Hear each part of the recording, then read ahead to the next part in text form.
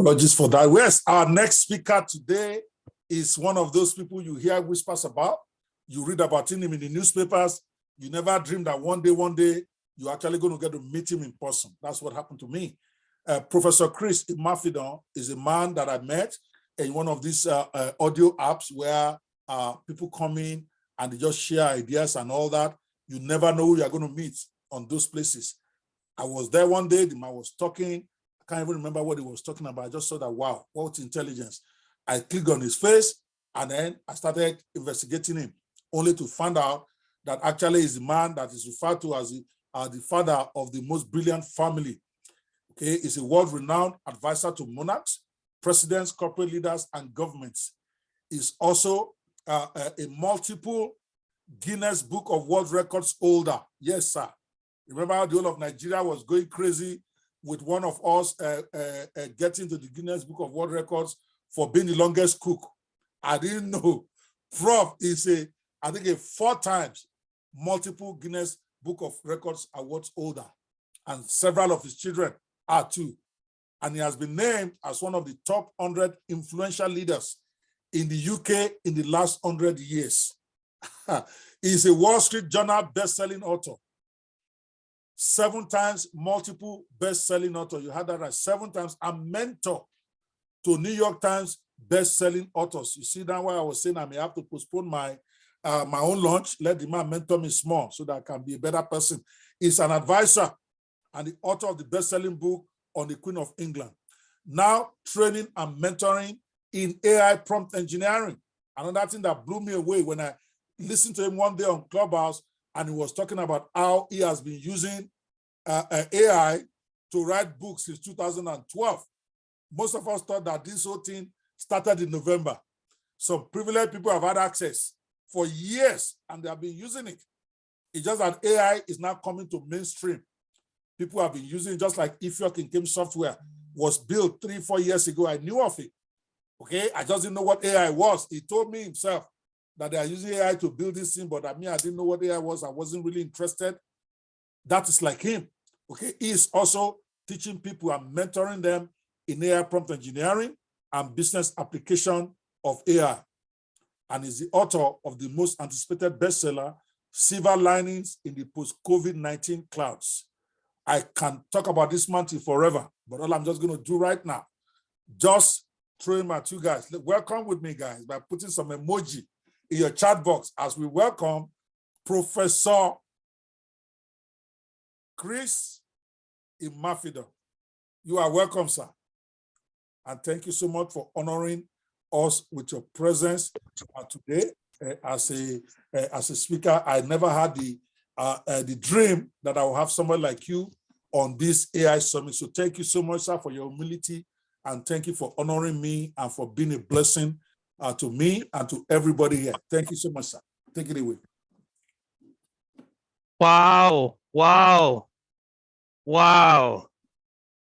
I'm so overwhelmed by this summit you put together. I'm trying to see how my video can come up. I hope you can see my video.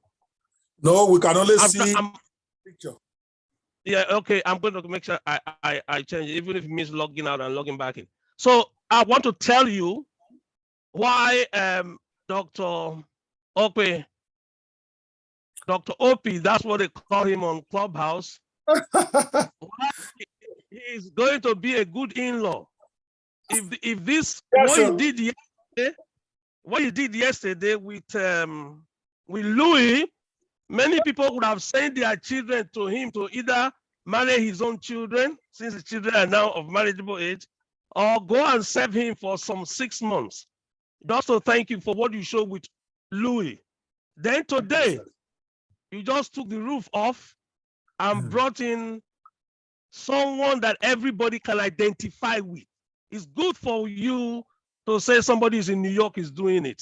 But it's different when you know that somebody that speaks like you, behaves like you, has almost the same surname, you know where his father or his mother is from, does it, and I'm so excited. I wish really we can have a physical meeting so that after this, all this Zoom thing, we sit down to a room and then we are able to do what I will call brotherly chat across a dinner table. You know, when we are having dinner or when we are having lunch, then you discuss some things that is not on PowerPoint slides that you can't even say from the podium. So I really believe if you are very blessed, so if you know Dr. OP, as we call him on Clubhouse, you know all you need to know. I'm saying this very seriously. He said, follow me. We're in Sunday school one day. They say, follow me, and I will make you fishers of men. If you follow people on Twitter and all they discuss is junk, you'll be broke. But if you follow Dr. Obi and all he discusses how to empower you, he doesn't talk about himself.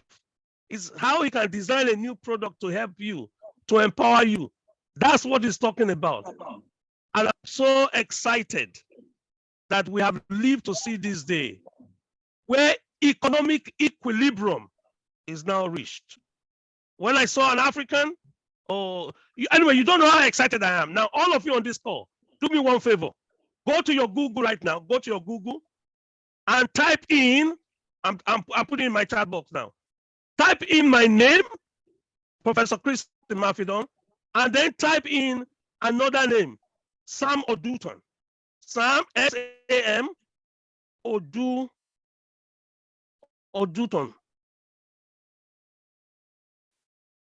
I put it there, Sam Oduton. I want you to type it there. There's a reason why I'm asking you to type it there. Except you made $29 million in the midst of a pandemic. If you didn't make $29 million, type his name and my name there, and you understand what I'm saying. Silicon Valley had to come and beg him. Look at it. That is like your brother. So I'm not telling you how you can be successful when you have moved to Canada or when you have moved to America. No, I'm telling you how you can be successful, because some of the slides I'm sharing with you today were generated by somebody in where? About an hour's drive from Lagos. The talent in that place. So don't ever tell me, oh, we have a bad economy. No, you don't have a bad economy. You have a cell phone that they lie to you that is a cell phone. That cell phone is not a cell phone. Because the story I'm telling you now is in the Quran, is in the Bible, is in the Torah, is in every religious text. This guy was in a fix. And they asked him, what is in your hand? He said, oh, just a shepherd rod. He said, no, drop it. He dropped that rod, and guess what that rod became? Became a snake. And he said, pick it up again. He said, that is the rod of deliverance that you have. What you have in your hand is your rod of economic deliverance. That thing that you call a book that you generated, some of you call it a PDF file, others call it a Word file. It is your route to economic bliss. Because you think it's a joke. It's not a joke. The reason I'm telling you here, the reason I've taken this time off is to show to you, as a school dropout, listen, because you failed to graduate high school, because they say you have never written a book before, that is the reason I turned up, because there is a formula where an unknown author, that means an author that is not known, that is a school dropout, that means the person did not finish secondary school, can become a New York Times, a Wall Street Journal, a USA Today combined best-selling author. You have not left your city. I'm not saying you should leave your state. No, where you are right now, where you are hearing the sound of my voice, that's the only place you need to be. If anybody refuses to give you a visa, just laugh at them, because they don't know who you are and they don't understand what is in your hand. That thing in your hand is not a cell phone. Please, who has done the search? My full name and Sam Oduton, and type it inside Google and type in AI. Who's done that? Who's not? Everybody on this call, please. This is not a lecture. No. This is an interaction between me and you, so that at the end of today, you count $1 million. I don't care whether you are in Lusaka or you are in Lagos or you are in Los Angeles. It is not postcode dependent. So this guy is one. This guy is one that did Fireflies. He's a co-founder of Fireflies. This guy. He's my mentee. Yes, that's right. He's my mentee. Wow, $19 million. Oh my God. Read that. Okay. Read it. Oh, okay. Yes. A techpreneur with multi-million-dollar success despite COVID-19. Fireflies, co-founded by American-born African Udotong, attracts $19 million in the midst of pandemic, thanks to tech innovation in Silicon Valley, USA. Professor Chris Imafidon, I was privileged to beta test a new app and observed how Fred, Fireflies.ai, an artificial intelligence app, easily performs complex tasks with 15 Ivy League PhD holders will struggle to complete in 12 months. But listen, sir. Listen to this. Some people hire a graduate to do work for them, first degree. Others hire a diploma to do work for them. Others hire a master's level to do work for them, and you have to pay them more. But this is one thing everybody on this call knows, because you're on a Zoom call now. When COVID hit, I had to attend Zoom calls because I was part of the emergency panel and committee of the United Kingdom. We had to plan for what is going to happen next. Sometimes I will have to attend a Zoom call of the university, which will clash with a Zoom call of the government, which will clash with a Zoom call of a business board. What do? I log into one device in my sitting room. We are not seeing your picture. It's only King we are seeing. We want to see you. Take away your what is it called? Take away the what do they call that thing? The thing that is at the back. What do they call that thing again now? No, it's not the background. What I might need to do, I might log into another device where you can see me. Yeah, so we want to see your face, sir. Because what do you guys say? Are you guys okay? Maybe it's the banner you need to remove, the banner behind you. No, it's not the banner. It's the setting. We've redone the setting before. I'm going to just go reset the setting, or probably log back in, or use the other device I was using earlier.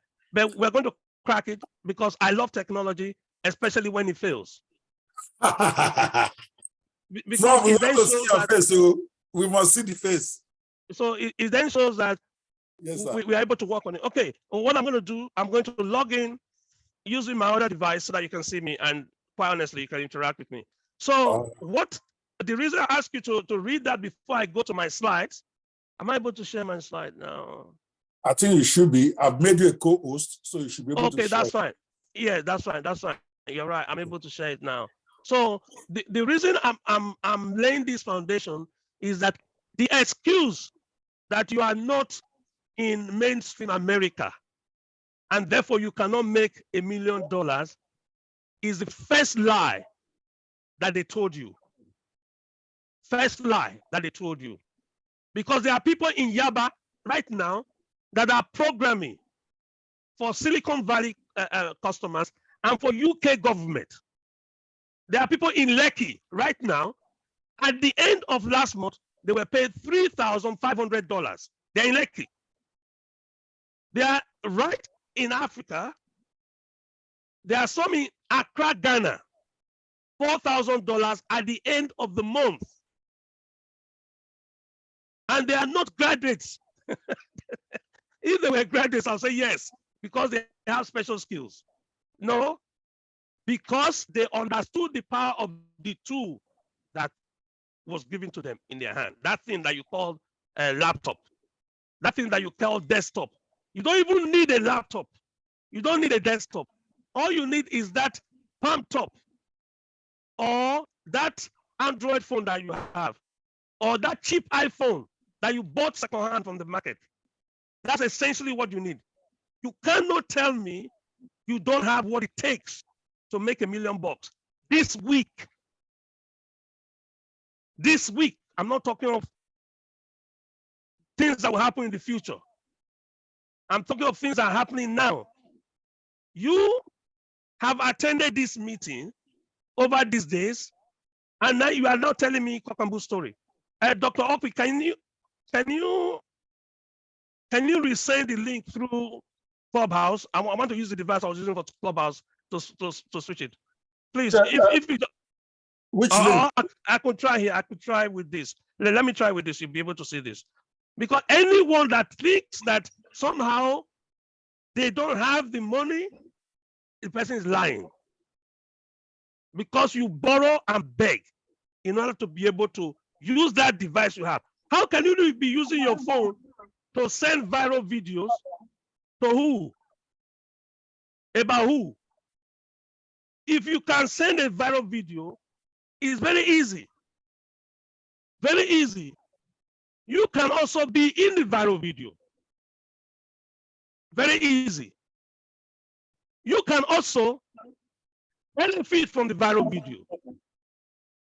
So if you're telling me this is one political party or the other, I hate it when people tell me about their local economy. Because the tool you have in your hand transforms into a totally new economy. It's no longer where you live. It's no longer where you spend the night. So I'm logged in through a different device. If you can. What is the name of the device? What is your, okay, I see you now. Awesome. Okay. Awesome. Let me add your spotlight. Okay, we can remove the spotlights of the. Okay, no, because I'm going to. You're going to use, okay, I can bring it back, no problem. Yeah, all right. I'm going to switch to PowerPoint slide on the main device. All right, sir. Okay, so I'll try and block this echo. Once I block this echo, we'll close. So everybody on this call, if you haven't done that exercise I gave you, I'm going to kick you out. I'll pay you to stay at home. I'll pay you not to waste the time of the lecturers that God is giving you. If you haven't done that search, to know that you could have gotten $19,000 while everybody was afraid and running away from COVID, then you have not started. I'm just going to get the best illumination angle for you so that you can see. All right? If you are on this call and you heard what was said yesterday by Louis, and you still went to bed with your eyes closed, there's something wrong with you. Go for deliverance. Just go for deliverance. Because what Louis gave us yesterday, that sample of a master prompt and a base prompt, if we were going to pay for it, you will sell every house in your street, and yet you won't be able to pay for it. So my question to you, what have you done with what Louis showed us yesterday?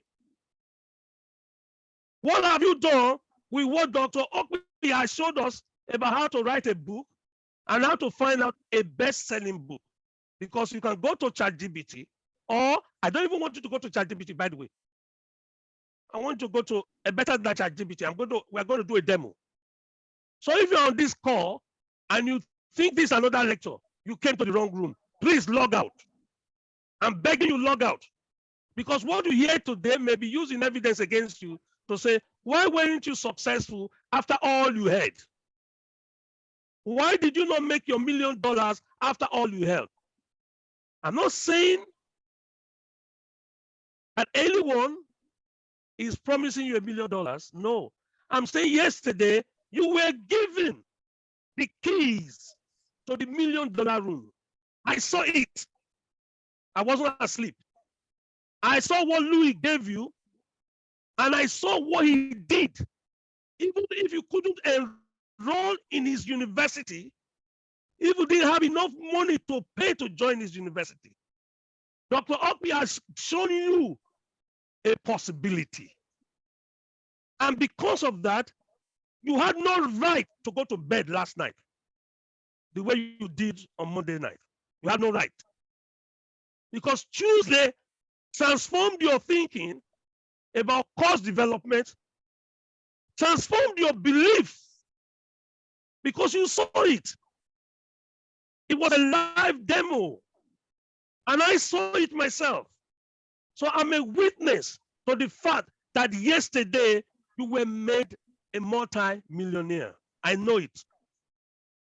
Because there are many people that are praying and hoping that they are given a tenth of that opportunity. Not 50%, just a tenth of it. Because he showed you.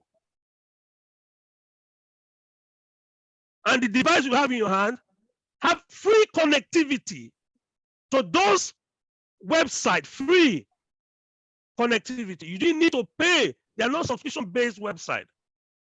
And all you are saying is you are hoping and praying. No. How many of you sold 2 books between last night and this morning? If you sold 2 books, only 2 books, please put it in the chat.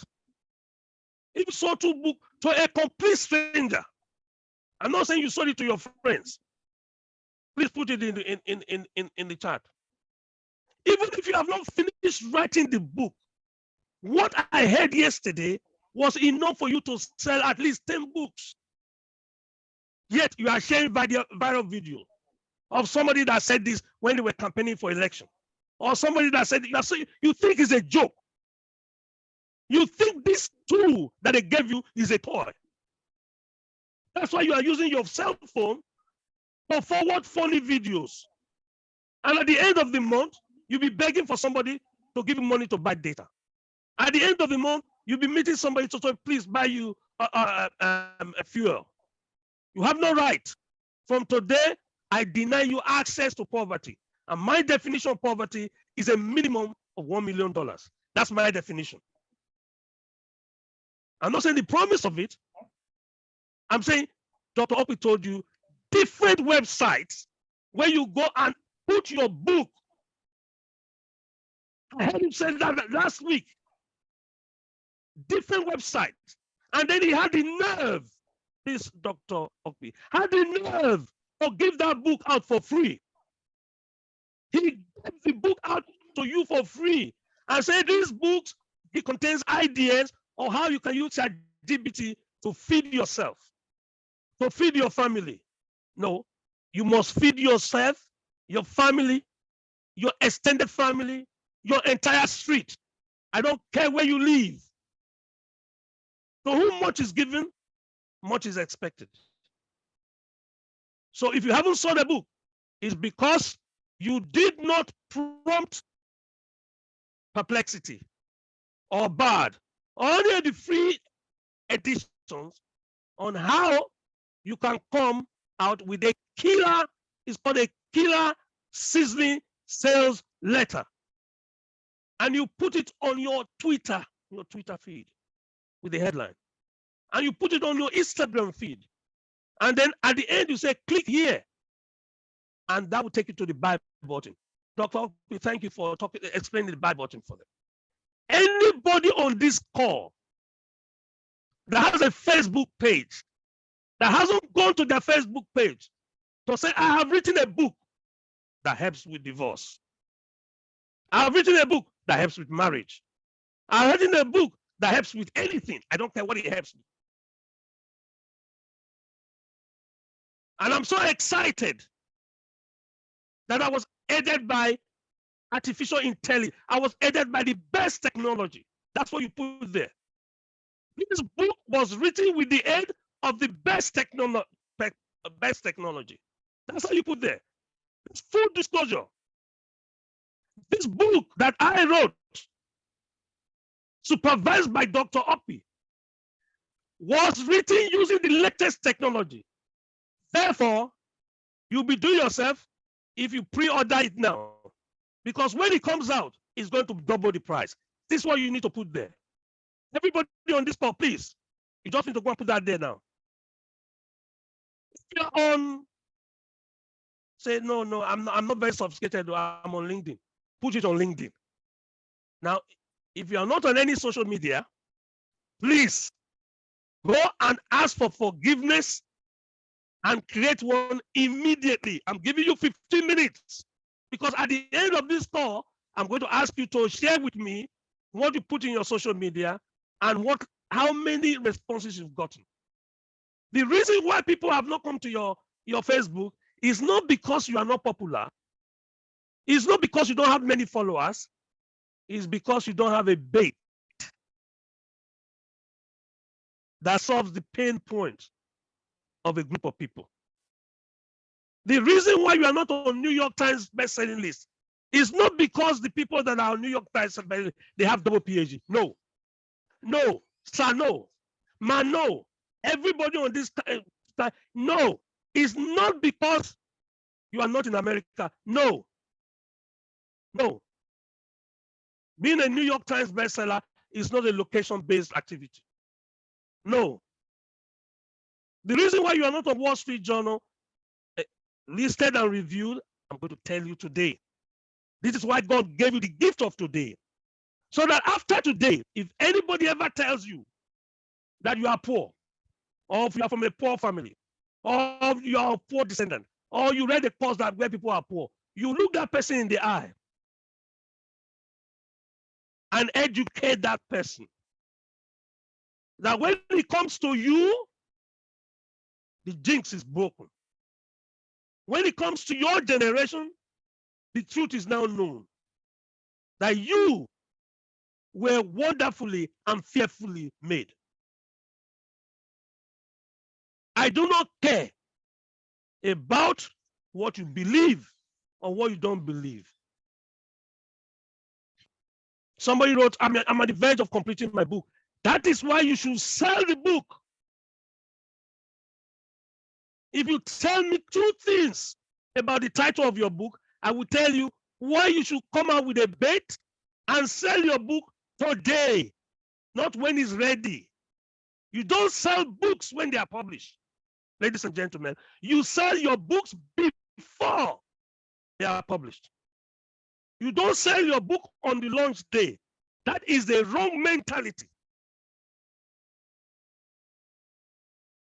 You sell your books before the launch day. So that on the day they are going to launch it, people will queue up. They will sleep the night before. They are so excited. They say, oh, we've been hearing about this book. They told us it will show us how to climb the mountain. Or we've been hearing about this book. It tells us how to use our cell phone. Or we've been hearing about this book. It tells us how to cook. Or we've been hearing about this book. It tells us how to do maths. Or we've been hearing about this book. It tells us how to speak Yoruba. Or we've been hearing about this book. It tells us the difference between an Igbo and a Yoruba man. I don't care what the book is. I care whose problem that information in the book will sell. Who's in problem now that book will solve their problem? That's why I'm asking you. Because it's a woman that has never given birth to a child, and then you write a book on fertility. Every barren woman will want to buy it. Every husband of a barren woman will want to buy it. Every niece of a barren woman will want to buy it. Are you listening? Every tenant of a barren woman will want to buy it. There's what is called primary market and secondary market, and then the repos.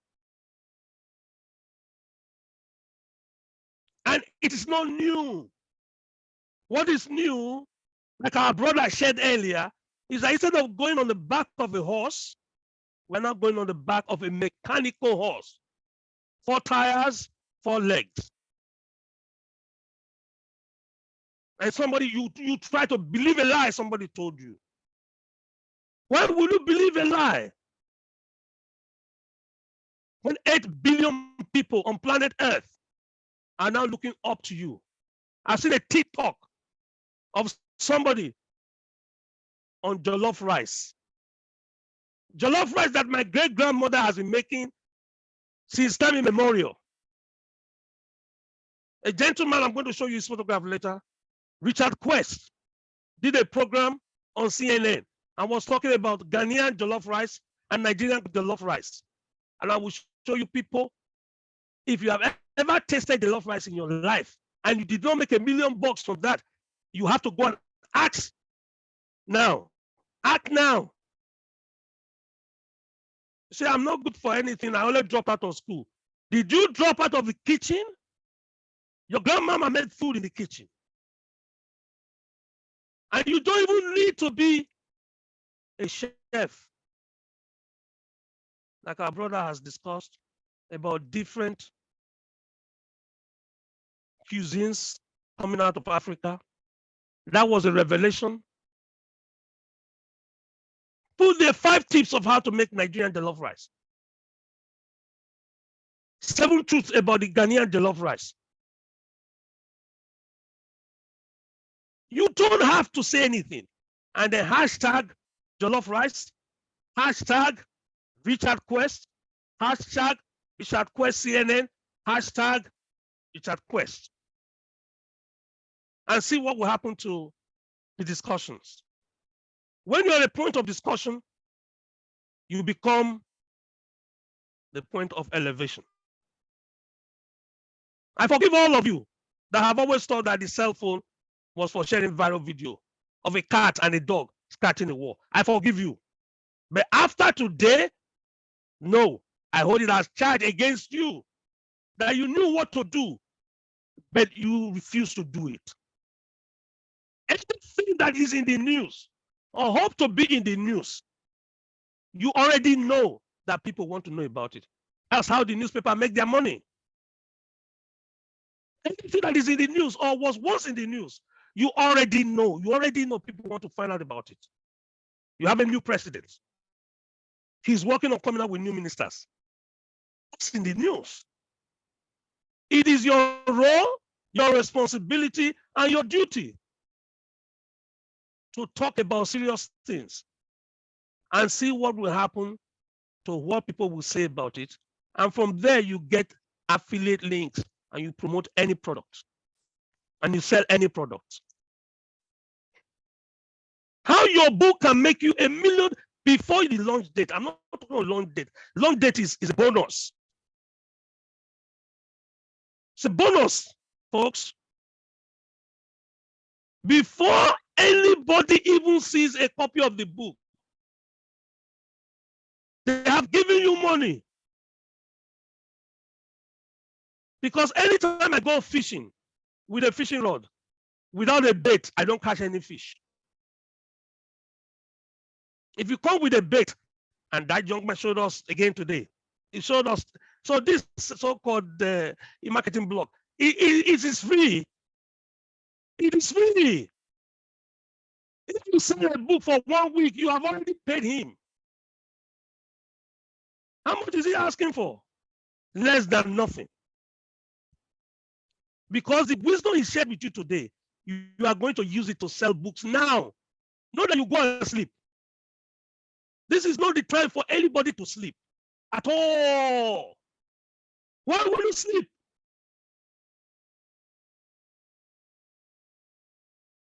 When our great parents, great grandparents, and great grandparents asked for the opportunity to do business with the West came up with what is called customs and excise. They came up with what is called export and import duties. But today, the book you wrote in Ibadan will start selling to people in Beijing. The book you wrote in Lagos, in Kaduna, will start selling to people in New York. Come on. Come on. Where did you get the notion that you were born poor and you will die poor? Come on. Come on. You are a member of a Millionaires Club by Johnny Dr. Okpe. I'm not saying by paying for a subscription. No, I'm coming to that later. His subscribers, those ones are different. Those ones are different. My expectation of you, they are so different because I am a teacher. That's why they call me professor. I am a teacher. If a teacher teaches a student to be able to be like him, that teacher is a failure. A teacher teaches his student so that his student becomes greater than him. And I've lived that in my life. Can you see the poster there? Can you all see the poster there? The King of England. Before him, the Queen of England invited me. Can you hear my voice? Can you hear my tone? Invited me to be the chairman of a science, technology, engineering, and mathematics program. That's the Queen of England. And when they were celebrating the Platinum Jubilee before she went to join the ancestors, when they were celebrating the Platinum Jubilee, I need to give you the link so that you can go and see it with your eyes. Because my expectations of you cannot be less than my expectations of my normal student. Do you understand this? What I require of you is exactly what I require of the students that I saw last week, that I'm going to see next week, that I see every week. It's exactly the same thing because you are making contact with me. And in the past, you will need to enter aeroplane to come to London to hear me talk. As in bad old days. But in this golden generation, where you and I, we are prodigal sons and daughters, that's what we are. You can sit in the comfort of your house,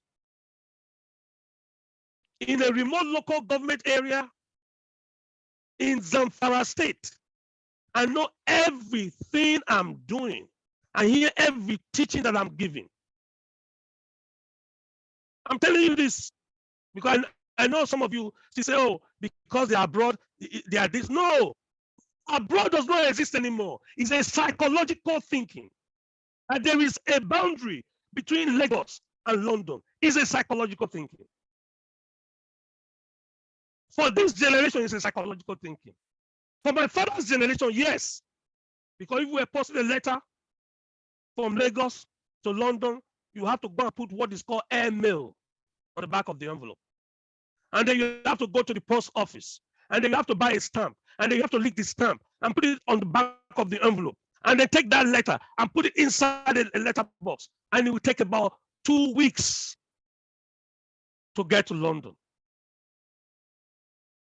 That's when Lagos was really far from London. But today, that same letter gets to London at the same time as another letter posted from another zip code in London. That same letter gets to New York at the same time that another letter was sent from New York to New York. No, you didn't get me. You didn't get it. You didn't get what I said. The length of time it will take for me to post my 50-page document from London, from Lagos to London, had to go through a postal system. Today, that same document comes as an email attachment. So whether I send it from one street in London to another street in London, or send it from one street in Lagos to a street in London, or from Lagos to New York, is exactly the same time it takes for that parcel to be delivered. But my grandfather and your grandfather wished they would see a day like this, where London and Lagos are exactly in the same postal zone, in the same zip code, as our Canadian friends would call it.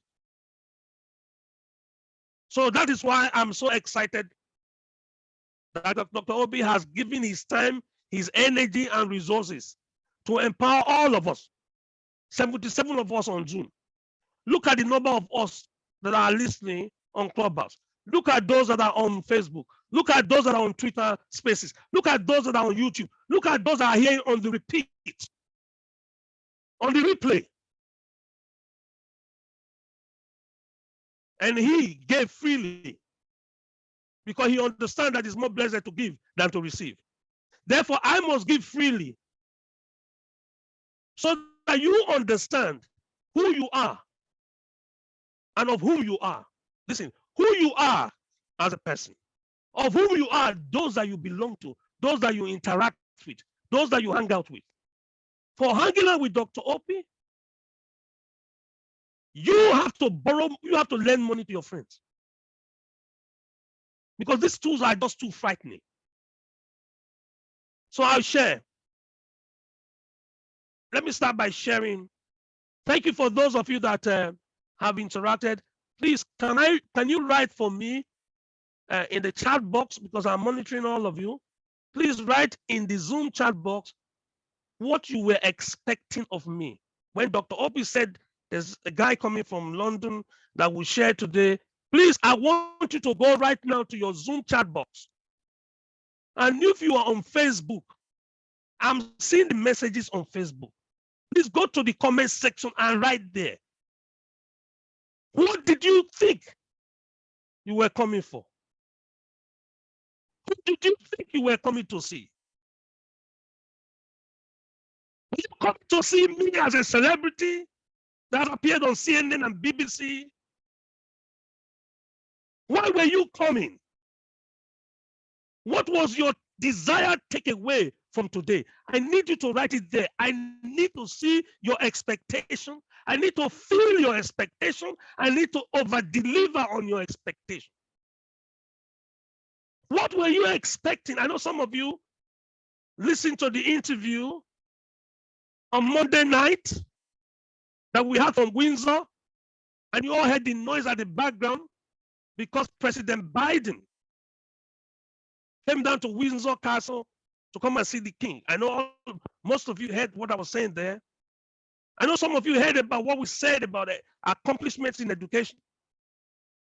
I know some of you were excited when he was sharing about the little we have been able to accomplish in knocking down Guinness World Record. That is little.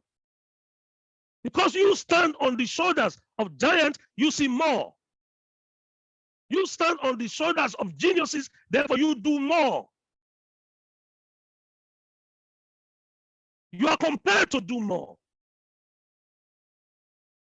Because he said greater works than this. Greater works than this. Thank you for those of you that are responsive. Your slides are not moving. I hope you are not using slides yet because they're not moving. No. We're still warming up. Okay. We're still taxing on the wrong way. Okay, Prof. We have too much speakers, but you take your time. 2 more speakers. Yes, but it's okay, sir. Take your time. It's all right. It is about getting the value. We will be there. Don't worry, sir. Go ahead. I want everybody on this call to understand. By the time you have made your million, all those speakers, you can buy their mastermind. Brother, when you have made your $1 million, you invite those speakers, say, come. You speaker, can you come here? I need you to come to my place. That's one thing I want everybody to understand. Because this is not the days of begging. This is the day of actualizing your talent. If you haven't actualized your talent, then why did you call me? Did you call me so that you can go back to where you were? If you call me because so that you can go back to where you are, then you are in trouble. Because this AI thing is a mathematical application. I know some of you don't believe it. Because some of you are afraid of maths. You're afraid of numbers. That's why you can't count up to 1 million. And that's why it's difficult for you to climb the mountain of being a millionaire. Yes? You're afraid of numbers. Today I'm going to cure that. I'm going to cure that fear. I'm going to cure that fear. Since you're afraid of numbers, I'm going to make sure that you don't have that fear anymore. Because you were made to conquer every fear. That's the truth. You were designed to conquer every fear. So if you are afraid, you came to the wrong place. We are going to deal with the fear today, and nobody is ever going to ever talk to you anyhow. Nobody will talk to you anyhow because they know who you are and they know where you are coming from.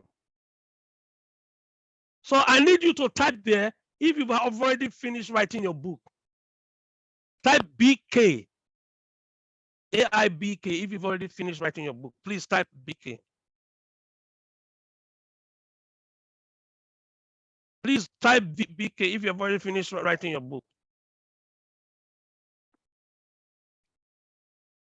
Yes? Have you finished writing your book? Type BK.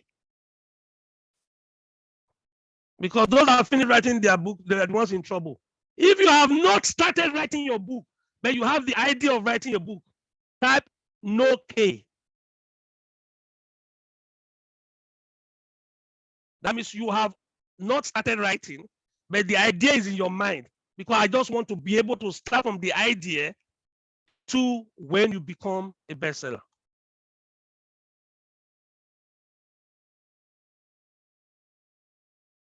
Please, please, please. I need you to be interactive. I need you to type this there. And it's for a reason. I'm asking you to type it. And you're going to see it soon. It's for a specific reason that I'm asking you to type it.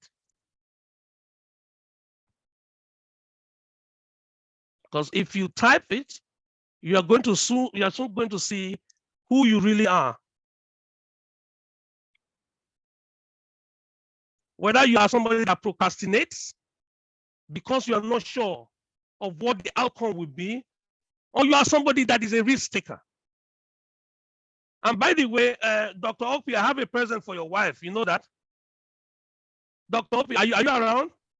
Yeah. I have a present for your wife. Because you made a comment yesterday that she is someone that loves her job. She doesn't hassle and worry about all these business things that you are talking and the uncertainty of business. Yes. Everybody on this call that has that same mentality, I have a present for you. Okay. You have the mentality of being an employee rather than being an employer. We will include you in this whole business. How you can purpose your book, write a book, and then your top employers in your niche will start asking for you. And then you have multiple retainership. We have students that have done that. They like to be in corporate jobs because of their disposition. We will be able to support you and make it clear to you that there's nothing wrong with that. But you have to be on the board of your corporation. I'll say, but I don't have an MBA. Hey, you don't need an MBA. Please write this down. Everybody on this call, write this down. You don't need an MBA to serve on the board of directors of your company. Write this down. Write this down. All you need, listen to this, because I've worked with students that are cleaners. They were employed to be cleaners in a 5-star hotel in London. They were cleaners. They cleaned the place. When they met me and they attended one of our programs, when they left, the first thing they did when they left the room, not when they got home, when they left the room, was they reached out for the annual report of their organization. And when you read the annual report of your organization that you're working for, and then read the annual report of your competitors, of your competing company, you immediately see some things that come to light. And you will shoot your MD or your CEO an email. And they will invite you immediately. They will forget whether you are a cleaner, you are an assistant manager, you are a trainee, or you are a new graduate. For having the guts to write to them about a board-related issue, which their competitor is doing, that they are not doing, it smashes that MBA thing. It smashes it. I hope you all got what I just said. Prepare to repeat it. I'm prepared to repeat what I just said now. If you have an employee mentality, I'm not angry with you. I know some people will say, oh, you are an entrepreneur, you promote entrepreneurial training. Why you not? I'm not angry with you. I'm happy for you. But you will start your journey from the top. You start your journey from the top, not from the bottom. Because you were designed for the top, not for the bottom. Please type yes if you can see my slide now. I've just advanced my slide. My first slide. Type yes if you can see it. Thank you. Thank you very much. I'm going to remove, I'm going to remove the floaters there so that you can all see the slide, or I probably can just move it off, because it's a secret. Why is it a secret? Because your friends don't know it. The title is New York Times or Wall Street Journal Best-Selling Secrets. And we are using the genius formula mediated by AI. The genius formula mediated by AI. And we are climbing on 3 steps today. When we have time, we'll probably get to the 4th and 5th. We are climbing on 3 steps. And those of you that were on our call on Monday night already know which step is more important than the other. We're talking about 5 steps on the whole. How you can make your first $1 million in your first book, even if you're a school failure. They gave you a certificate in school that you can't write. They said you can't read. They say you can't spell. That is the group I like. All those ones that got first class, you are now in the back seat. I want all the people that have been told that they are failures in school, with certificates to prove it, I need you to come to the front row. Come to the front row of this discussion. The super smart ones, you can sit at the back and eavesdrop. Because when I work with this one that they say they are failures, you will know that when you take the same plane as Usain Bolt from London to New York, ladies and gentlemen, who will get to London? Who will get to New York first? You or Usain Bolt? You enter the same British Airways airline or Delta airline from London, and you are flying to New York. Who will get to New York first between you and Usain Bolt? Please type there. Type whether Usain Bolt will get there first, number 1, or you think both of you will get there at the same time, or number 3, you don't know. Please type it there, because Usain Bolt is the fastest runner on planet Earth. And we had a discussion just before COVID when he came to London for a program. We had a discussion, and I'm going to unveil some of those deep truths to you today. We are digging deep into this. We must see where it is. Oh, somebody said the same time. Oh, Bob said, oh, the same time. Why are you saying the same time? No, I don't like this. But Usain Bolt is the fastest person on planet Earth. Why are you saying the same time? Somebody said me. That's speaketh by faith. If you say me, that's speaketh by faith. Please type it there. Yourself and Usain Bolt enter the same airline, the same aeroplane in London, and you flew to New York. Who will get to New York first? That's what I want you to know. Thank you. All of you that said the same, thank you. If you said the same, then you must show me your $1 million proof. $1 million proof in 7 days. You must show me how you made the $1 million. It means that the person that has the best qualities when it comes to writing, the one that writes grammar, and the one that talks and writes like Professor Wallace Soyinka, and you wrote the same book, and both of you got to Wall Street Journal at the same time. That's what you're saying. The Wallace Soyinka of these days, the Chimamanda of these days, you are brilliant writers. But I want the non-writers to come to the front, because we are going to enter the same vehicle, the same technology to deliver our message. And whether you are Chinua Achebe, it doesn't matter anymore. It used to matter when the technology was exclusive to certain people. But today, the playing field has been leveled up. Everybody is the same now. Whether you got A star in English, or you got grade 1 in English, or you got aggregate 1 in English, and your neighbor got F9 in English. That's why I wrote here, school failures. For making $1 million, even if you are a school failure or you are unknown. But I would say, particularly if you are a school failure, and then number 2, you are unknown. Dr. Okpi asked me a question in the week on Monday, and he was asking me about somebody that bought my book. You know, I was at the bookstore for an event, and the bookstore was part of the gift shop of the palace. And I saw somebody, I thought, wow, 3 copies of the same book.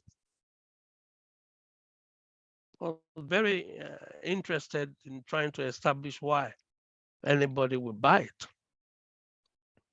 It's a book written by a black man on a white subject, on the white of the whitest subject, on the white monarchy. So it is the equivalent of a Yoruba man writing a book on the Oni, and then a Hausa man writing a book on the Oni of Ife, and an Igbo man writing a book on the Oni of Ife. The first thing you got to, what does the Igbo man know about the Oni of Ife? In fact, this is worse. At least all these other people are of the same nation. But how can an African write a book on a white British monarch, and then the book, because the untold specifically in terms of monarchic manuscript is an unknown quantity. Do you understand what I'm trying to say? You are unknown. You say you are the least of the least. Therefore, you are not qualified to write this book. Some of you have what is called imposture syndrome. When Dr. Okwi was trying to show you use ChatGPT to write, they said, no. When I saw the questions they were asking, I just opened my mouth and I couldn't close it. In fact, it's because of that someone will buy your book, because you are coming in with a very, very different perspective. You are coming with no premonitions. You're not coming with the same assumptions that they did. That is the reason why your book on Joseph Biden will sell more than an American book. Are you listening to me now? If you write a book on Joe Biden, how it will sell more than an American that writes a book on Joe Biden? If you write a book on Macron, Emmanuel Macron, how it will sell more to the French than any French writer? Because you got to understand the pain point of your audience. Please write that down. That's what you need to know. The audience does not care about how many PhDs you have. I'm sorry to say. The audience does not care about how many PhDs you have. And this is I've changed my slide. I hope you got that. This is the $1 million formula. I'm giving it to you early, so that those of you that want to leave, or those of you that data may fail, or those of you your this thing might collapse, so that you can see it now. This is the formula. Number one step is you plan it. Number 2, this is what everybody does. First, they go and write it. You don't write it without planning it.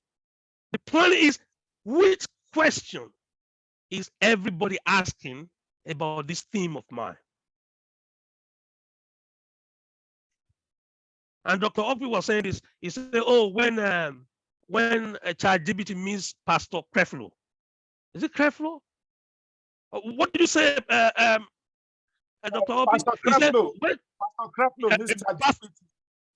Yeah, ChatGPT means Pastor. Okay, now, all of you on this call, that is the question you must ask. There is a central question of your book.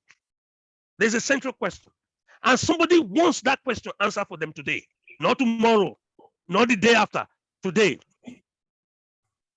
If you plan to answer that question, ladies and gentlemen, before you finish that book, everybody's asking you, hello, sir, you know the book you were writing of how to avoid COVID? When can we have it? Sir, I heard you were writing a book of how to avoid COVID. Sir, I heard you were writing a book about how to write. You haven't written the book. They don't even know you whether you're an expert. They're not asking whether you are a doctor. You have empathized. Everybody type empathy. Empathy is the economy right there. Who are you empathizing with? Please type empathy. Who are you empathizing with? You are empathizing with a woman that has not had a child. That's why a barren woman will buy your book on fertility.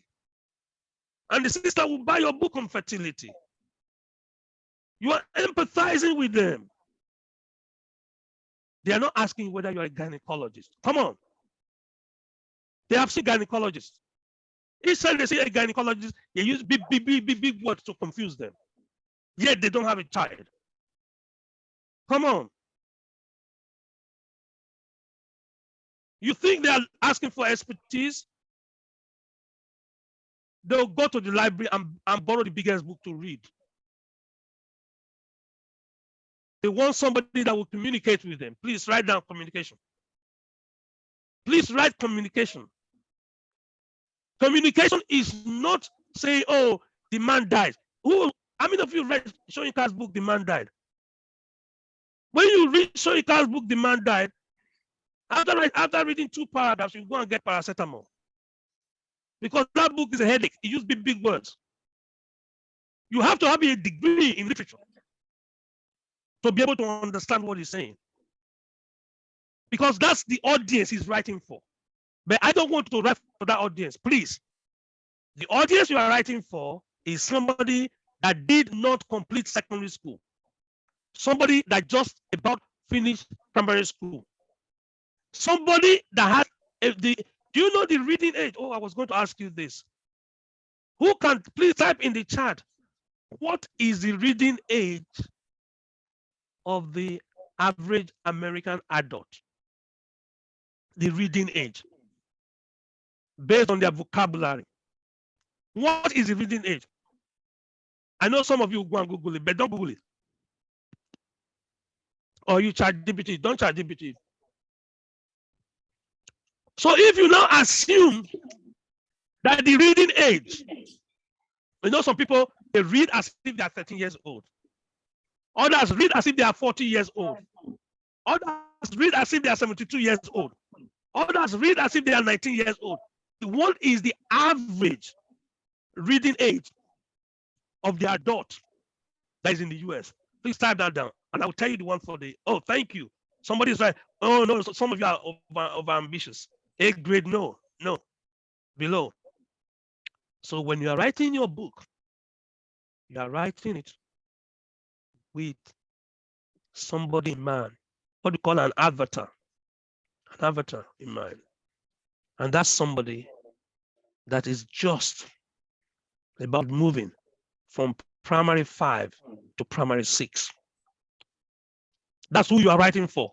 So all the big words you use in this book you wrote now, you have to dilute it. You have to dilute it. If you want to show your sagacity and intellectual disposition, I will tell you where to show it. It's not in the big words you use. No, it's in the flowery words you use. It's in your metaphor, in your simile, in your quotation, in your citation. That is what will show scholarship. It's not because you go in and use the biggest word in the dictionary. No. They won't buy more than one copy of your book. And they will tell all their friends, I read it and that book gave me a headache. So plan it before you write it. And while you are planning it, can you see the next one to it? Fund it. You can fund your book. Fund it. Are you listening to what I'm saying? People will pay you for you to write your book. Oh, yes. Yes. There are people that are waiting to pay you for you to write your book. If you are writing a book, for instance, on infertility, there are individuals that will pay you to write your book.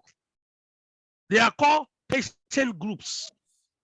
Don't deal with the professionals, deal with the recipients. People will pay you to write your book on how to service your Volvo car, if you have a Volvo car. Don't go and sell it to the Volvo dealer. Look for the Volvo user group and forum on the internet. I hope you are getting what I'm saying now. This is the trick they didn't tell us. And some of us are working very hard, writing a book as if it's another PhD thesis. No, that's for a specialist group. The one you are writing now is for a generic group. And the numbers favors the generic group, the general purpose book, rather than the specialist group. And New York Times is not a specialist journal. New York Times is a generic newspaper. Everyone that reads it hopes they understand what they've been said there. That's different from reading a specialist newspaper like Wall Street for the economically astute, for business owners, for business leaders. So the Wall Street Journal has a different niche altogether, a different audience. The Wall Street Journal is not the same as the New York Times. I hope all of you get that. And you don't have to be in New York to knock down the bestseller in New York. You just need to understand what the market is wanting to hear today. Dr. Opie, can I ask you a question?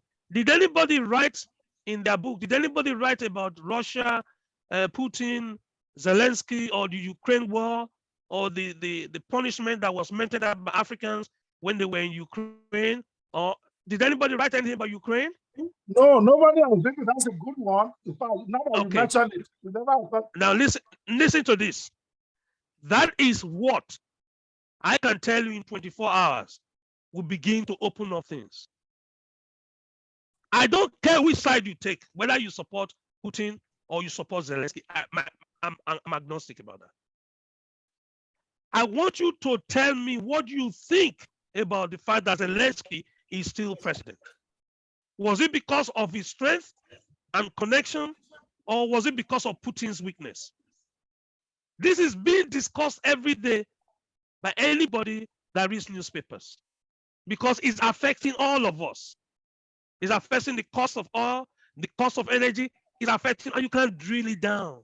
So this is what I'm telling you about perspective. They want your perspective. They don't want your specialist knowledge. Please write down. They want your perspective because it aligns with what? The current problem that they have, the war in Ukraine. I will show you a piece. Oh, I think this is, let me just give you another time now. I need all of you that are here to please open your search engine, whether it's Google or Bing or AOL or whatever search engine you have, and type my name, Professor Chris Imafidon, and type Ukraine and type Russia, and see the piece I did on the Ukrainian war. Please type it. Okay. Just so that, sorry to interrupt you briefly, your time just went up. I'm going to add another 30 minutes so that you can really deliver this. 30 minutes more, sir. Please, sir. Okay. Yes, sir. Okay, sir. Thank you. Thank you before the bell goes. So No. there are individuals that want to pay to advertise in your book. Dr. Opie, how much did you get from the advertisement that you inserted in your book? Nothing, sir. I didn't know I'm supposed to get advert inside. That's why you have to teach me now. You know. So you didn't advertise anything, and the people that buy your book, they don't buy any other thing. This is another thing I want to find out. Once I know the audience, I will say, people, you've seen this on Amazon. They say people that buy this book also buy this. You've seen that. That's AI that has been using it. People that buy this also buy it. I see.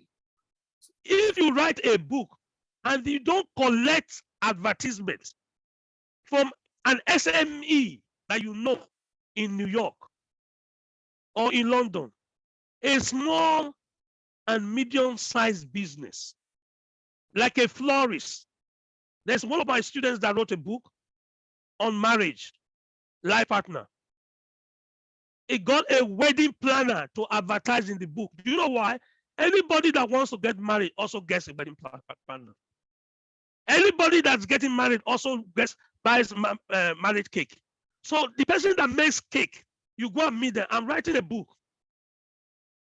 on marriage.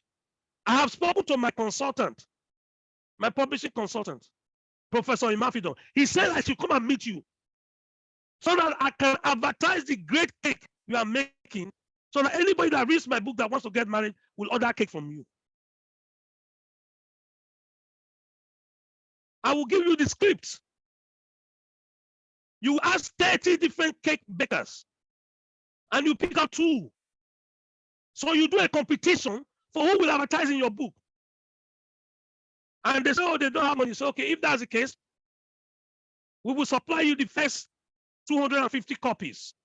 One copy is $10. Are you kidding? Because everybody that is going to read this book will see what you do, how you do it, and they will put your you will take their telephone number, of course, you put it there.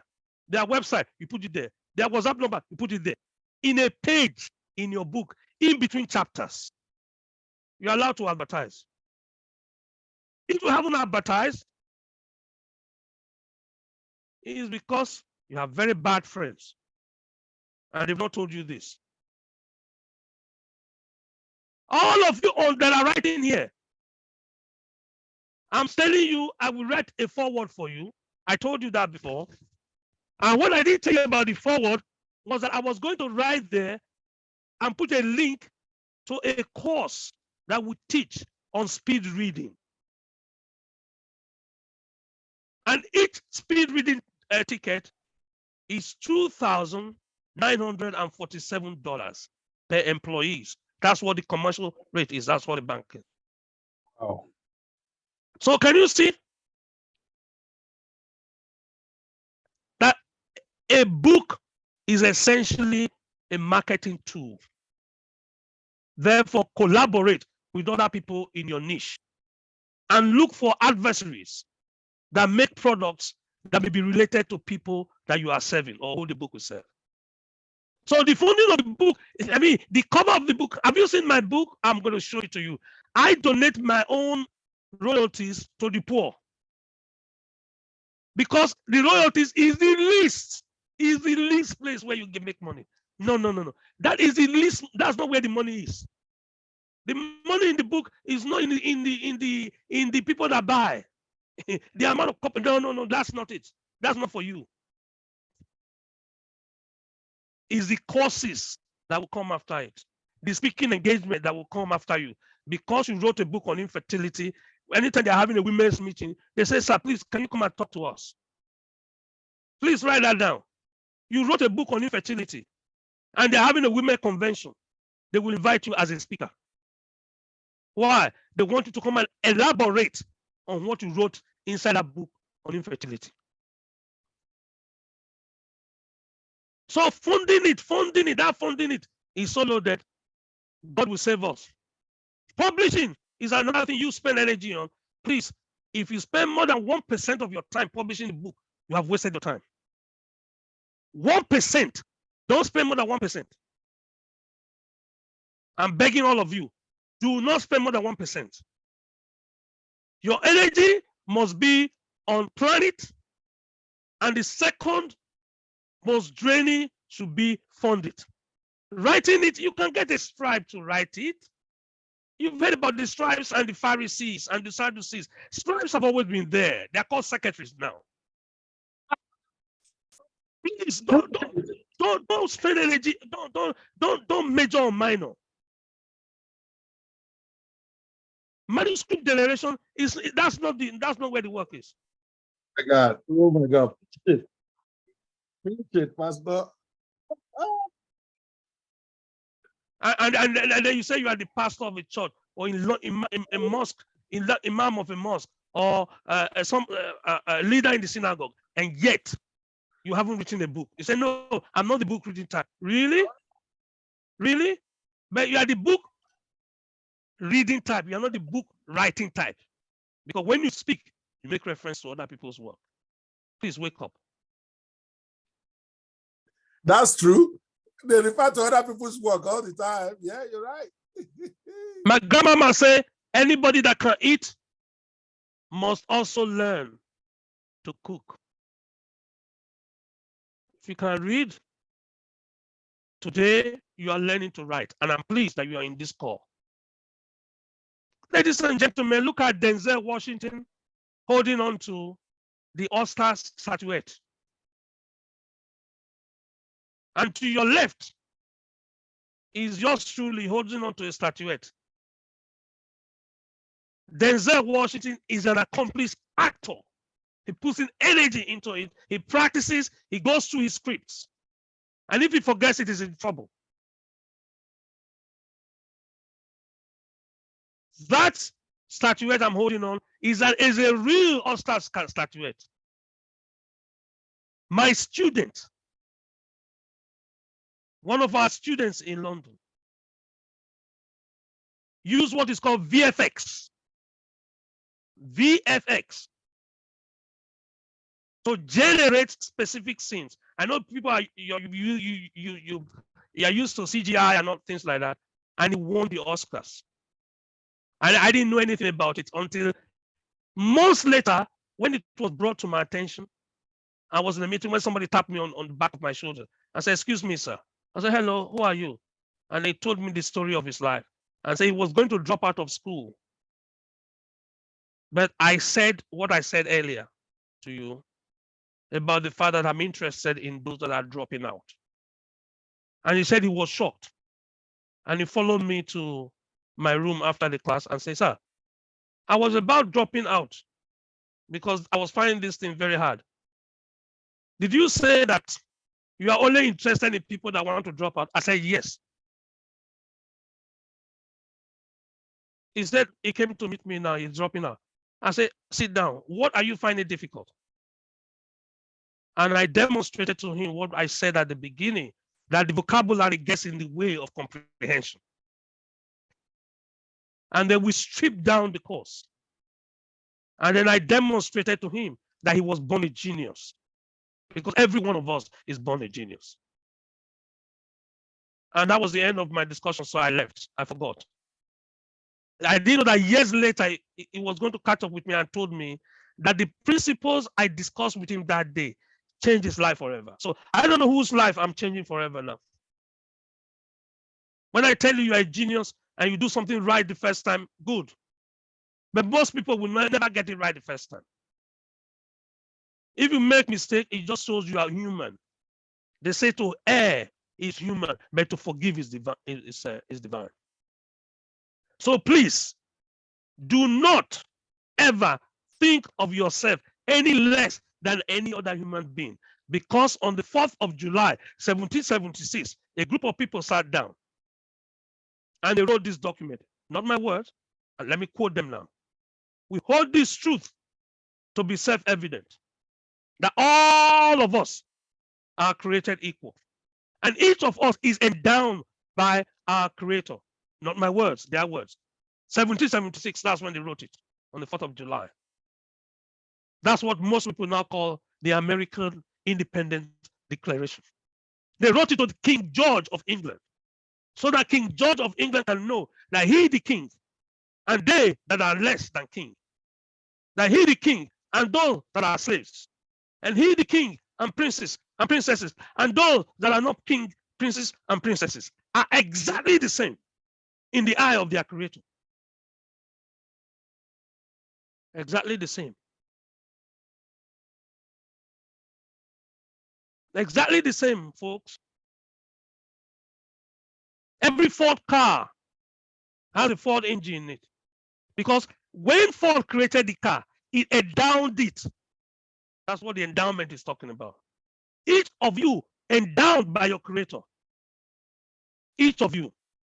Including those that could not pass from primary 5 to primary 6. I have evidence from your Creator. That is why the Ford car drives. And the noise the Ford car makes is different from the noise Volvo makes. And it's different from the noise Peugeot makes. When you talk to a mechanic, he will tell you that. And then Boeing makes aeroplanes and then puts an engine there. And because of that, Boeing, the aeroplane flies. I'm saying when God made you, he put something inside you. I don't know what it is. When your Creator made, this is the American Constitution, ladies and gentlemen. I'm not quoting a religious text. That you were created equal to Elon Musk. You were created equal to Barack Obama.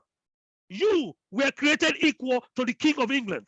You were created equal to the Queen of England. You were created equal to the President of your country. You start from that basis today. Say, we hold this truth to be self-evident. We are no longer contesting this. That you and I are equal. And if you forget that, each of us was a down, like Tiger Woods. The father picked it up. And that's why he became a golfing icon. Like Serena Williams, the father picked it up. That's why she became a tennis star. Because everyone say, oh, the Imafidons were made geniuses. Really? Really? That's why you don't read everything you read in the newspaper. Don't believe everything you read in the newspaper. Every one of you has exactly the same brain cells when you were born at birth. At birth, when you came out of your birth canal. I can prove it to you. Scientifically. We will come to all the other parameters later. But scientifically, your brain and Denzel Washington's brain and the King's brain and Macron's brain and Angela Merkel's brain, every single human brain has a deposit in them. So when they said, I want the BAFTA, this is a BAFTA. And I always say, point of correction, I was awarded at the BAFTA. I was honored at the BAFTA. Those of you that follow me on Twitter, Instagram, Facebook, if you don't follow me, I know who you are following. Because the message that you internalize is a function of who you are following.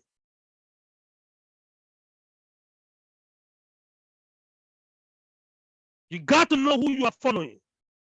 Because the words you hear will cover who you eventually become. You have deposit that is wasting. I hope it stops wasting today.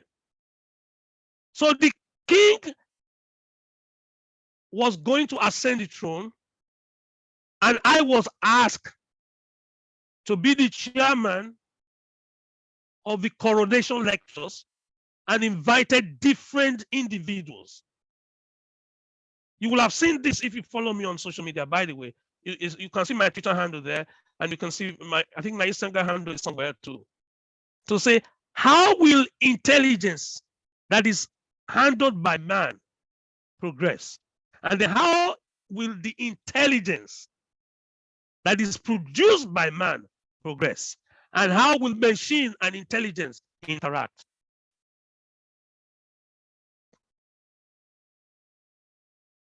So that we can see what type of education will give the next generation.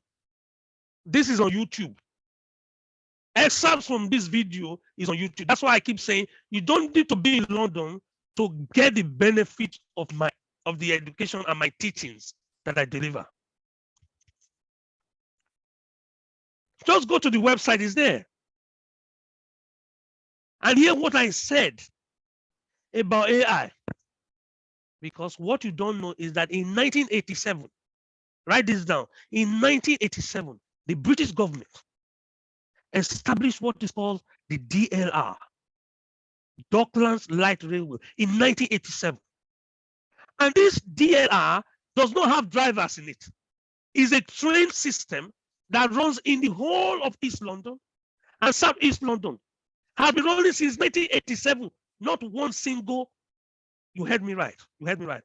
It's a driverless train. Operated by who? Operated by what? So when you are afraid that, they said AI is a dangerous thing, AI will kill you.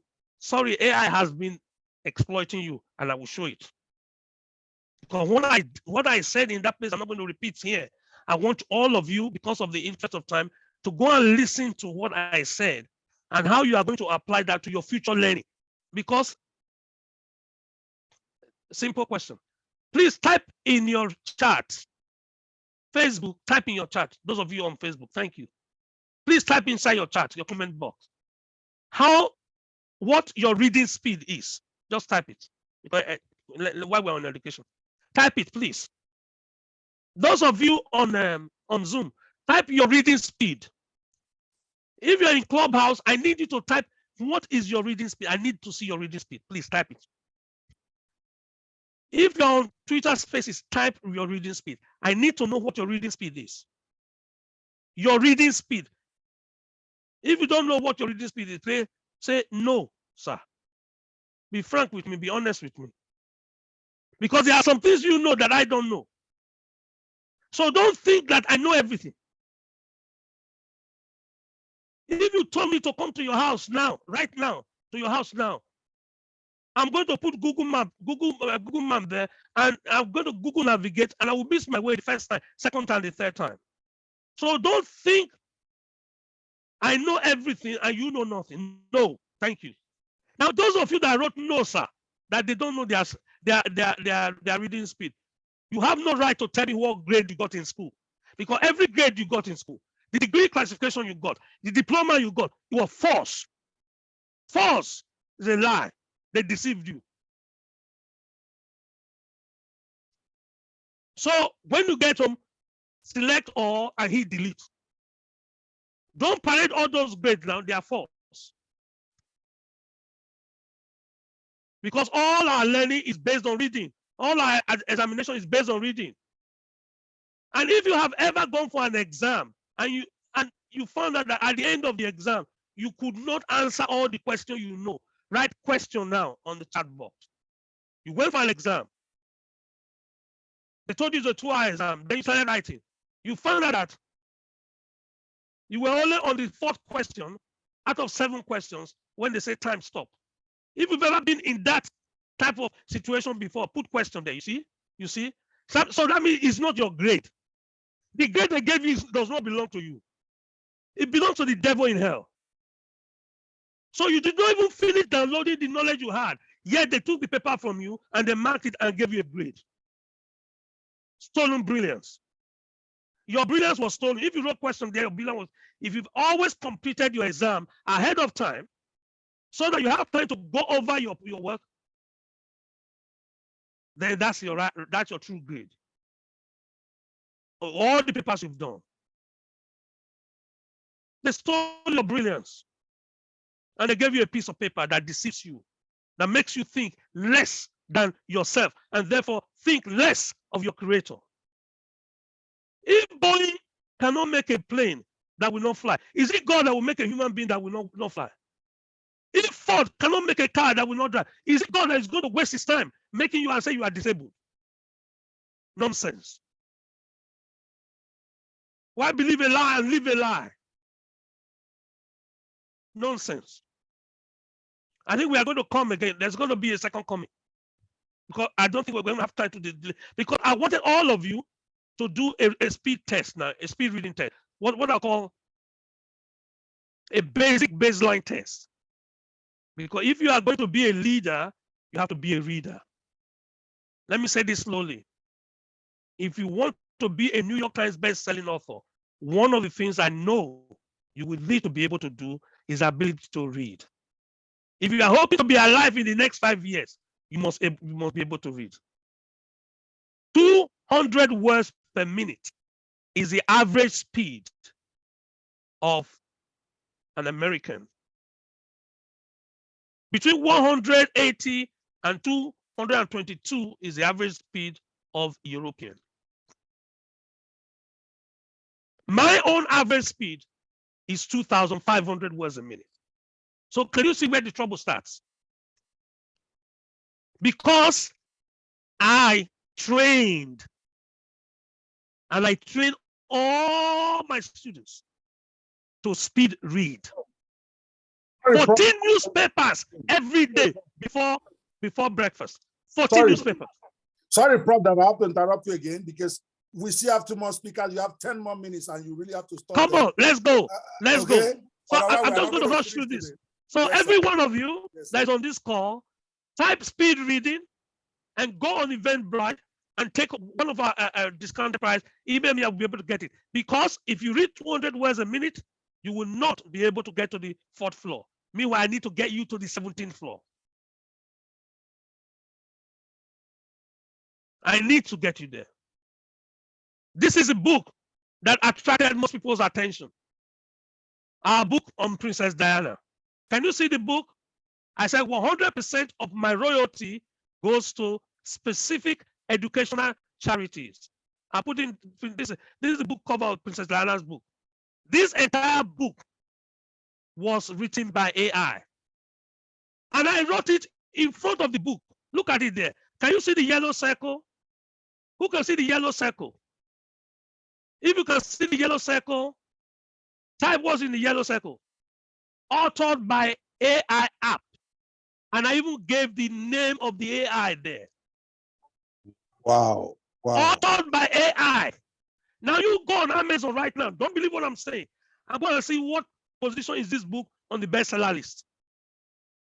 This is a book written by a black man about on a white princess, and yet all the white people bought it. Really, it was not really written by me. Like I was telling Dr. Opie earlier in our discussion, when he asked me the question, the AI assumed that each chapter will be 2,000 words because we programmed the AI. After 2,000 words, move to the next chapter. So the AI did wrong chapterization. Even in mid-sentence, it will cut it and put it in there. So we have to rearrange it. We have to edit it. I had to edit it and move the chapters around. That's all I did.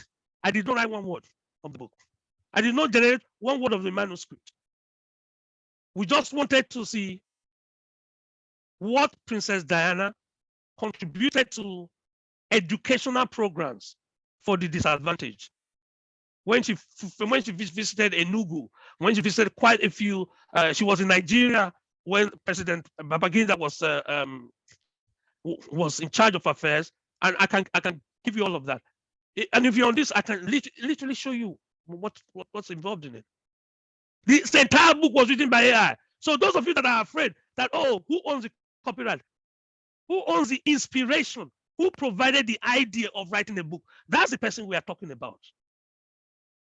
All the letters that are sent from my university to my students, I don't read all of them. It's the secretary, a departmental secretary that reads it. But it goes out in my name. It goes out in my name, folks. So I'm preparing this so that you know that the book you are reading is a legitimate thing. And what Dr. Oku is saying, we have been doing it in Europe. We've been using AI in Europe. It's just that now it's become open for everybody to see. I wanted to show you this. I'm going to run through this. I know that's Louis Hamilton. Most of you that follow cars and love car racing, and that's Anne-Marie, my eldest daughter, doing an interview there. The reason I wanted this was I needed all of you to go for the Me Convention, the German Me Convention. That's tweeted in German. Ich spreche ein bisschen Deutsch. How many of you here are German or understand German? Because I can give you 2 lines of code that will convert your entire website, your entire documentation to any language, including German, French, Spanish. So you reach a wider audience because you address a universal problem like marriage, a universal problem like partnership.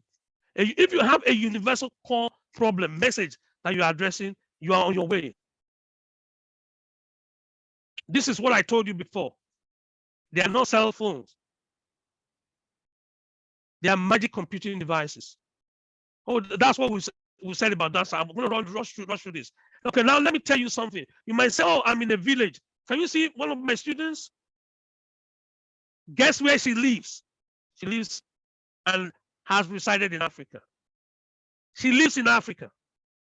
She did a project. She asked a question. She provided an answer to the question, and the French embassy picked her up. She asked a question. Listen to this. The German embassy picked her up.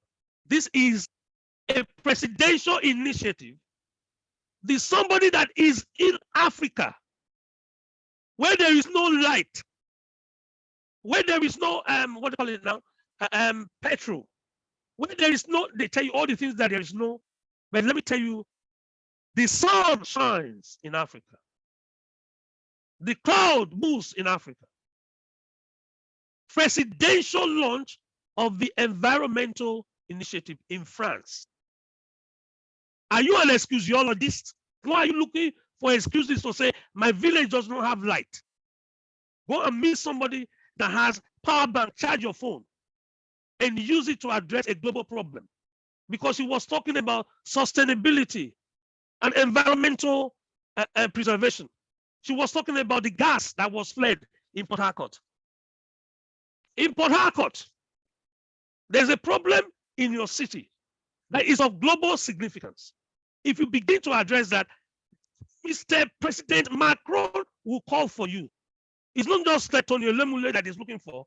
He's looking for undiscovered talent that have a passion about his own presidential initiative. I just want to give this to you. So I'm not telling you theory. I'm telling you live program that is happening now. Go on Twitter, go on Facebook, and see what was done here by a lady. This is another one that we did on the Queen. I just want to say, so I don't know where you got this notion that because of where you live, you can't do anything. I don't know where you got the notion. Because you have the same tools. All of you have predictive testing. So why are you not using it? This is a gentleman that I want you to look at very well. His name is Ken Olisa. Can you see the Queen? Literally, can you see the Queen of England? This was a meeting we had before the Queen passed. I want to go and Google Sir Ken Olisa, technologist. Just go and Google it. Because again, I'm out of time. Because Nelson Mandela told us one thing: the biggest weapon, the most powerful weapon on planet Earth is education, not certification. No, not the piece of paper they gave you in school. That's not an indication of your education. It shows me your schooling. Education is the ability for you to line up. What you have is educate. You are trying to excavate, work up with there, and develop it. That's what education is. That's when it becomes so powerful. I'll rush through this. All of you here, if you are parents, take this. Just take this screenshot. Take this screenshot. Because every single child there, can you see some are Chinese? Some are Filipinos. Can you see all these children here? All of them, without exception, already passed high school exams that are set for 16-year-olds and 17-year-olds. That 300,000 boys that are 16 and 17-year-old failed. Why these ones at the age of 6 and 7 they passed? And they've gone on to go and write this book. Look at the book they're holding on to. Can you see the book they're holding on to? That book was written by a 6-year-old, ladies and gentlemen. If you say you are too young, you are lying to yourself. If you say you are too old, you are lying to yourself. If you say you are too black, you are lying to yourself. If you say you can't spell, I was autistic. They gave me a certificate I'm autistic. The reason you are giving is because you are an excusiologist. You look for excuses and then you say you don't do what you want to do. 6-year-old, what does a 6-year-old know? That you can write in a book and the book become a bestseller. Oh, let me interact with your son or your daughter that is 4 or 5 years and 6 years old, and you see, they can write a book on how to operate your own cell phone. You know when you are at home, they take your phone and they start playing with it. Did you give them PowerPoint slide on how to use your phone? Did you show them how to use such devices? The creativity was at what? Creation. God gave them creativity at creation. They don't need to have graduated from university before you know their talent. You knew their talent when they were young. It's just that you may not have liked it. So this is why I'm so bold in telling you. The whole of Africa is wired up. The whole of Europe is wired up. Communication is now 100% seamless. Can you see this QR code? Capture the QR code if you know what it means. If you don't know what it means, move your phone right now in front of this QR code and see what happens to that camera. Pretend as if you want to take a picture of this. Move it in front and see what will happen to you. My entire conversation on LinkedIn for the past 9 years will come directly to your phone. So when I'm saying you are selling your book before it's launched, this is part of what I'm trying to say. I won't go if I don't tell you about Motola. You see this lady here with Michelle Obama? Those of you that can see Michelle Obama there, you see her. Her mother is not a high school graduate. She will tell you, she'll be the first person to tell you here. She's not completed high school. That Omotola Akerele, if you're on this call and you're a woman, I want you to type Omotola Akerele. Type it there. Omotola Akerele. I want you to type it inside your Google and type my name. You are going to see why all your daughters, all your mothers, and your peers have been underperforming.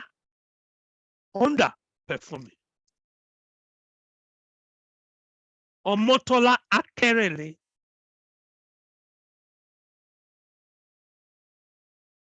Now is big woman, senior manager at Ascension. This is the reason why I'm speaking to you the way I'm speaking to you. She lived in the inner city of London, in a place called Hackney, that had the highest failure rate of all. Hackney was the lowest performing. Okay, so I'll rush you that. Yes, sir. Okay, so Yes, okay, sir. now let me take some questions. Who has some questions to ask me? You see enough now. Let me just stop sharing. Let me interact with you. Who has some questions to ask? Now go ahead. Fire very, very, very direct questions that has to do with your destiny and how you are going to make your $1 million. Please fire.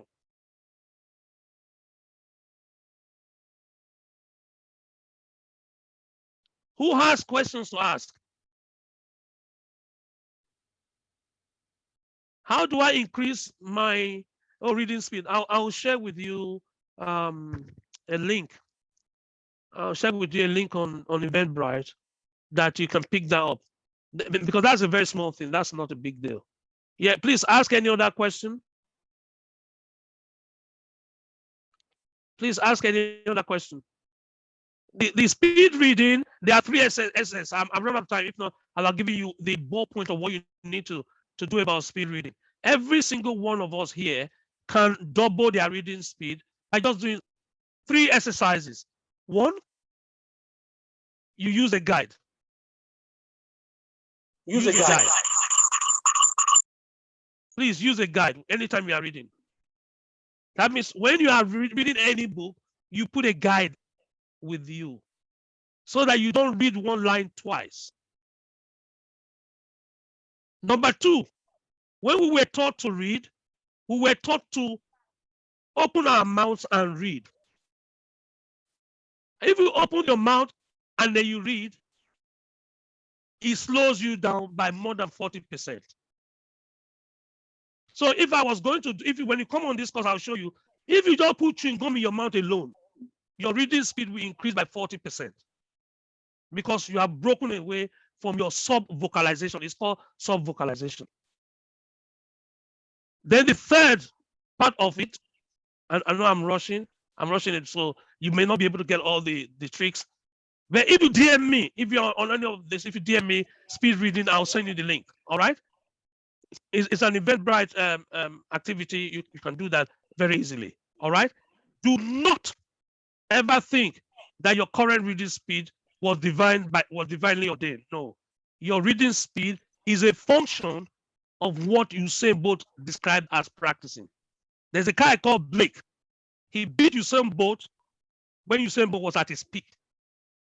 And Usain Bolt was asked, how come Blake defeated you? And he told them this. And that's why I'm telling you this as well. You cannot remain a champion if you do not practice your craft. So I read 2,500 words a minute. But if I stop practicing, guess what will happen? My students will beat me, because some students are already beating me. I like it because it's competition. So you practice reading every single day, even if it's for 5 minutes, and you time yourself. So that's one question I saw there, and I think, Dr. Obi, did you see any other question? Any other question? Sir, this is what we're going to do, Prof, because you have already doubled the time allocated. Okay, don't worry. I'll give you the link. Yeah, Prof. I'll give you the link. They can share it. Don't worry. Yeah, 1 second. I was going to say, because we're supposed to have a mastermind after the last speaker. So you will be here and we can take all the time, because some of these guests, they prepared for this. So even the 10G is up to bow out for today because there is no time. He has a meeting after, but it's okay. I want to hear 10G. I want to hear 10G. Well, 10G is here. So I'm trying to bring 10G, I want to hear you. You should have interrupted me. I did, sir. After me. I did. You didn't listen to me. But it's okay. Oh, sorry. You are giving us great value. Even 10G did not mind. But the thing is that because if I had known, in fact, I should have put you last or giving you double the time, because the value you are giving is amazing. And you didn't even get to all of it. I'm going to have to seize that PowerPoint from you and use it. I will have to collect that PowerPoint, okay? Because we didn't get half of itself. So I think it's my miscalculation. Next time, I need to know that maybe that day, not only yourself, me and you that day. Because these boys, they are waiting for everything you have to download for them. So, but what we're going to do... I'm sorry. No problem, sir. You are giving value, even 10G recognize that. What we're going to do, David will come on after David. 10G, as I said, is going to have to move his time out because he told me earlier that he actually has a meeting right after his presentation, and with Mr. But it's okay.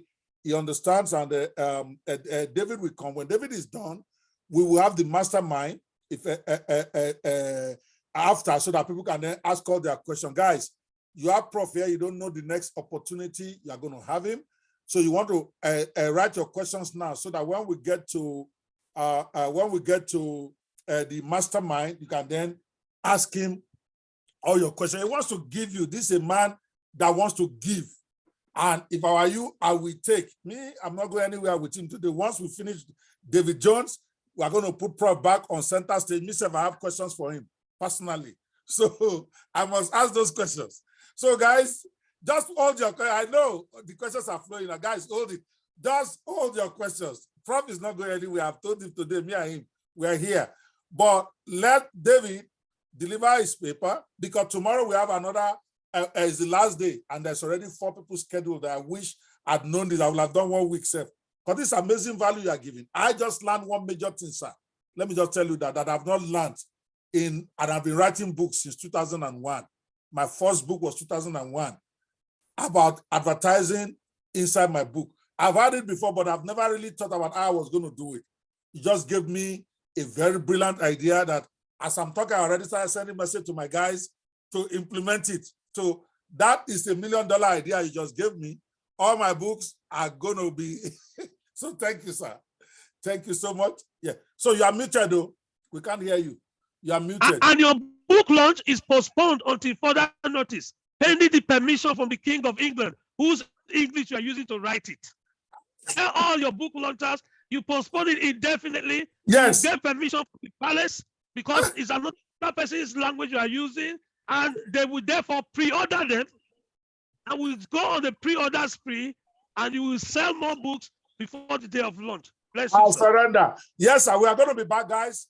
Come back for Prof. Stay on the show. David, if it's possible, you are going to see David take this to a whole new level too. Today is today. I've told you guys, for those of you who came to this summit, you are going to thank God that you are here. We have someone like Prof with years of experience, all the world records that he has. Me, I'm only looking for one, and I will not go. I will not let him go until I get one, just one.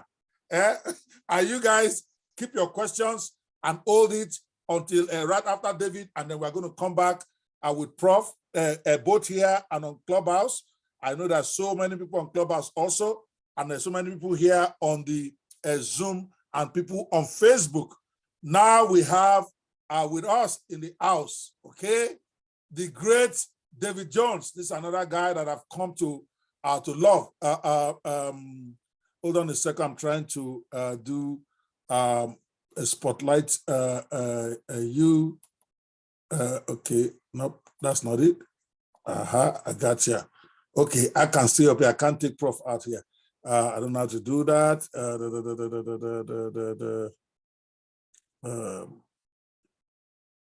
Just a second. Sorry, guys. I'm trying to get the stage set properly for David. But here we go with what we got. So yes, David is another gentleman that let me stop this. We are going to be back. I'm stopping the recording now for the Q&A with Prof right after David Jones. So I'm going to stop the recording right